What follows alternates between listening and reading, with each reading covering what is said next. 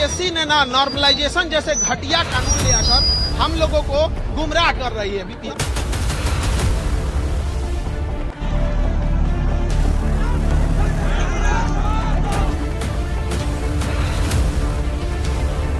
Normalisation इतना घटिया चीज है जो केवल गणित के लिए बना है। जब तक नॉर्मलाइजेशन नहीं होगा हम यहाँ से नहीं जाने वाले हैं।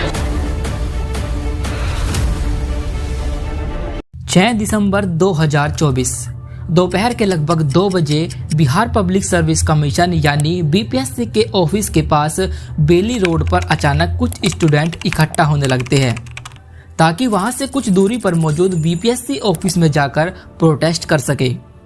इसलिए इस क्राउड को कम करने के लिए पुलिस की हेल्प ली जाती है ताकि क्राउड को कम किया जा सके।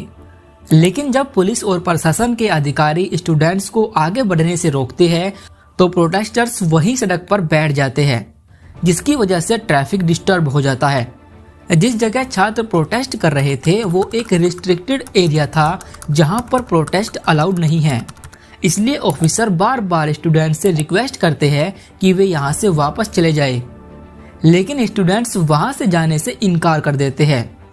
इसलिए स्टूडेंट्स को वहां से हटाने के लिए पुलिस इन स्टूडेंट्स पर एक माइल्ड लाठी चार्ज करती है, जिसमें 2 महिला और उनके लीडर दिलीप कुमार सहित कई स्टूडेंट्स इस लाठीचार्ज में इंजर्ड हो जाते हैं। जबकि पुलिस एसएसपी इन सभी दावों का खंडन करते हैं और कहते हैं कि किसी भी प्रदर्शनकारी को कोई इंजरी नहीं हुई है। साथ ही वो बोलते हैं कि पुलिस बैरिकेड को तोड़ने की कोशिश करने वाले स्टूडेंट पर माइल्ड लाठीचार्ज किया गया था। इंजर्ड होने के बाद भी स्टूडेंट्स पीछे नहीं हटते और लगातार गर्दनीबाग की ओर आगे बढ़ते रहे। बिहार में चल रहे स्टूडेंट्स प्रोटेस्ट के पीछे एक बड़ी वजह है जो बीपीएससी से रिलेटेड है। प्रोटेस्टर्स की मांग है कि 13 दिसंबर को होने वाले बीपीएससी के एग्जाम में नॉर्मलाइजेशन लागू न किया जाए। नॉर्मलाइजेशन फॉर्मेट के तहत किसी एग्जाम में मिले अंकों को नॉर्मलाइज किया जाता है। नॉर्मलाइजेशन का यूज डिफरेंट सेट में प्राप्त मार्क्स को एक ही पैमाने पर लाने के लिए किया जाता है। इसलिए बीपीएससी के एग्जाम में मिले अंकों को इसी मेथड से इवेल्युएट किया जाएगा। नॉर्मलाइजेशन को अगर साधारण भाषा में बताया जाए तो वो कुछ इस तरह होगा। सपोज ए और बी 2 शिफ्ट है जिनमें शिफ्ट ए का पेपर थोड़ा आसान है जबकि शिफ्ट बी का पेपर थोड़ा कठिन। शिफ्ट ए में स्टूडेंट ने 150 में से 120 मार्क्स हासिल किए और शिफ्ट बी में स्टूडेंट ने 150 में से 100 मार्क्स हासिल किए। तो यहाँ नॉर्मलाइजेशन का यूज करके शिफ्ट बी के स्टूडेंट के मार्क्स को भी बढ़ा दिया जाएगा ताकि दोनों शिफ्ट के अंकों को एक समान पैमाने पर लाया जा सके। 6 दिसंबर को जब पुलिस ने प्रोटेस्ट कर रहे स्टूडेंट्स पर माइल्ड लाठीचार्ज किया तब बिहार के फेमस टीचर और यूट्यूबर खान सर भी प्रोटेस्टर्स के सपोर्ट में आते हैं। इसलिए वो स्टूडेंट्स से मिलने और इस प्रोटेस्ट में शामिल होने के लिए गर्दनीबाग इलाके में पहुंचते हैं जहां पर बीपीएससी स्टूडेंट्स प्रोटेस्ट कर रहे थे। इसके बाद खान सर उन स्टूडेंट्स से मिलने के लिए गर्दनीबाग पुलिस स्टेशन पहुंचते हैं जिनको पुलिस ने प्रोटेस्ट के दौरान अरेस्ट कर लिया था।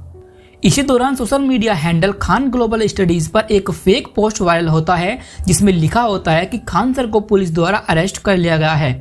इस फेक पोस्ट के वायरल होने के बाद स्टूडेंट और भी अग्रेसिव हो जाते हैं और वो और अधिक प्रोटेस्ट करने लगते हैं।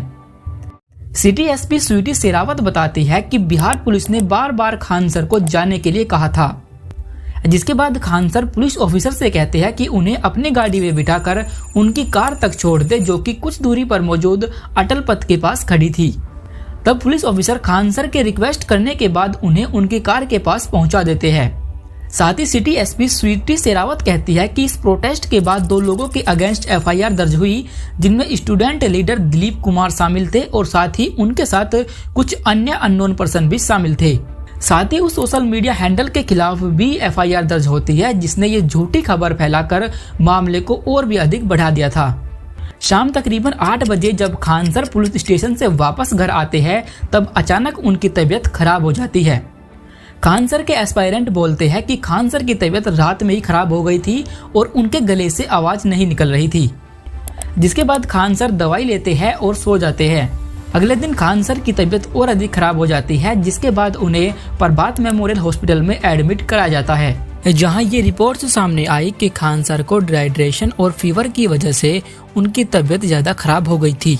6 दिसंबर की शाम को ही बीपीएससी के चेयरमैन रवि एस परमार कहते हैं कि बीपीएससी एग्जाम में नॉर्मलाइजेशन का यूज नहीं किया जाएगा।